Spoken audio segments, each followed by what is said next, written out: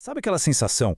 Num mundo que parece ter de tudo, hiperconectado, cheio de opções, por que às vezes a gente se sente tão vazio?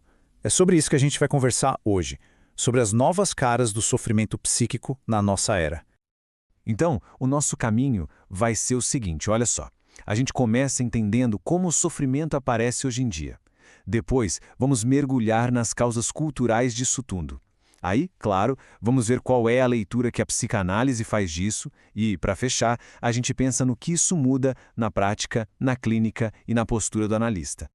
Vamos lá. Para começar, a grande virada de chave é essa. O sofrimento meio que trocou de lugar. Se antes ele vinha muito do que era proibido, hoje ele parece nascer do que se tornou uma obrigação. Essa citação ela é perfeita para a gente começar a pensar. O que está pegando hoje não é mais aquele conflito interno, sabe? Aquela coisa da neurose clássica.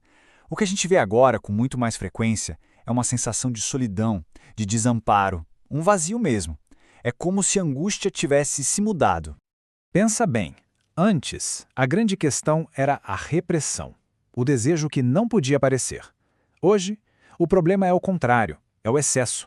A gente vive numa cultura que vende uma liberdade sem limites, mas que, no fundo, em vez de libertar, acaba sobrecarregando, esgotando e deixando um rastro de vazio. Para a gente conseguir visualizar melhor tudo isso, o psicanalista Christian Dunker propõe 4 tipos clínicos. E aqui um ponto super importante. Não é para a gente sair rotulando ninguém, tá? São mais como jeitos, formas comuns de como esse sofrimento tem se manifestado por aí. O primeiro tipo é o que ele chama de paciente profissional. Sabe aquela pessoa que parece que está sempre pulando de uma terapia para outra, de um livro de autoajuda para outro? É essa a ideia. A identidade vira quase um produto, algo a ser consumido, sempre buscando uma nova forma de vida que finalmente traga a tal da satisfação. Depois, temos o consumidor unicista. Aqui, para não ter que encarar o vazio, a pessoa se agarra com unhas e dentes a uma única fonte de prazer. Uma satisfação bem intensa e repetitiva. Na psicanálise, a gente chama isso de gozo. Isso pode ser qualquer coisa, viu? Uma droga, um jogo, uma série, qualquer objeto que acaba virando o centro de tudo.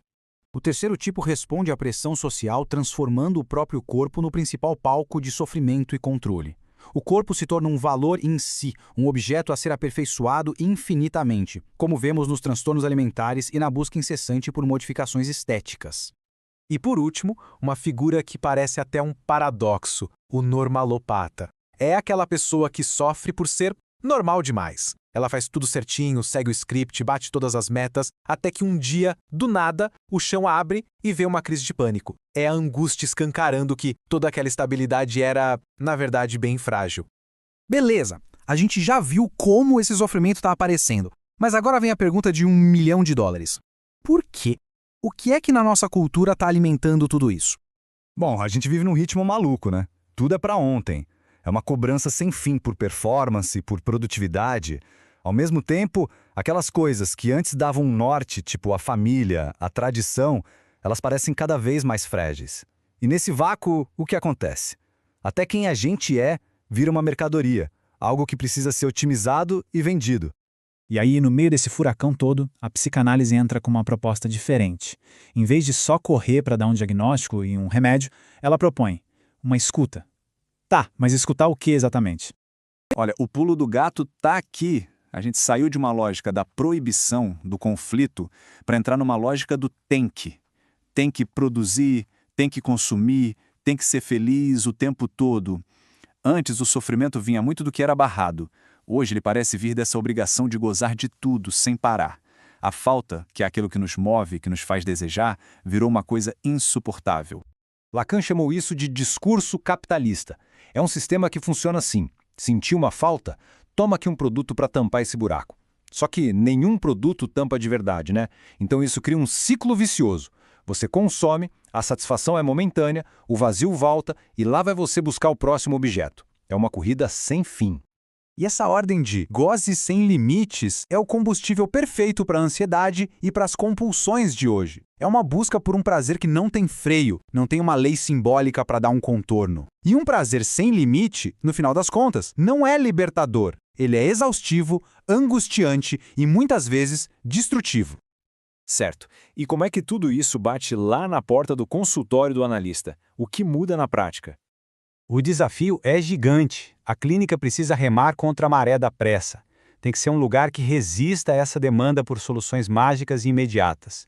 Isso significa o quê? Significa escutar além do doutor, tira essa dor agora. Significa bancar um tempo mais lento, o tempo da análise, e saber lidar com quem chega ali com pouquíssima tolerância para qualquer frustração. E isso tudo nos leva direto para uma questão ética fundamental.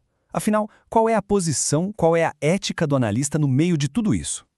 Olha, a função do analista não é, de jeito nenhum, ser um coach para ajudar a pessoa a se adaptar melhor a uma cultura que adoece. Pelo contrário, é ajudar essa pessoa a construir a sua própria resposta, uma resposta única, singular para esse mal-estar. E para isso, o analista precisa ter um olhar crítico sobre a sociedade e, acima de tudo, sustentar o desejo daquela pessoa contra toda a pressão para ser normal e performático. E essa frase resume a aposta da psicanálise. O sintoma não é um defeito de fábrica para ser consertado. Ele é uma resposta. É a solução, muitas vezes genial, ainda que traga sofrimento, que o sujeito inventou para dar conta do mal-estar. Então, o trabalho não é calar o sintoma, mas dar voz a ele. Então, no final das contas, sacar essas novas formas de sofrimento é crucial para ter uma clínica que não seja só mais uma ferramenta de normalização. Uma clínica que escuta de verdade. E fica aqui a provocação para a gente pensar. Nessa cultura que não tolera nenhum vazio, como é que a gente faz para sustentar um espaço para a falta? Porque, no fundo, é justamente nesse espaço que o desejo pode respirar.